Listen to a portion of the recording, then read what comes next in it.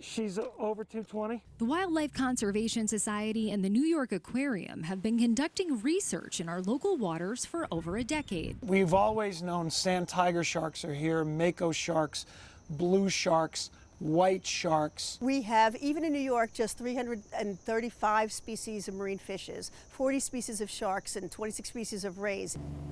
A team of seasoned marine biologists oversee this field research, known as the New York Seascape Program. We're trying to build a much stronger sense of why these waters are so amazing and how people can help us protect them. The body of water located in our backyard, called the New York Bight, is a vital part of the Atlantic migratory corridor for hundreds of marine species. The Great South Bay and the waters around New York are really important nursery grounds for sand tiger sharks, which is a vulnerable species of shark. We know that based on the work that we've been doing, young sharks come into the bay in May, early in the season, and spend the entire summer feeding and growing. We've tagged a little over 65 juvenile sand tiger sharks inside the bay in the past 7 years or so. Those acoustic tags enable them to track the sharks' movements through sensors located on Coast Guard buoys. The vast majority of those, they leave the bay in early fall, and then they'll actually return the following year.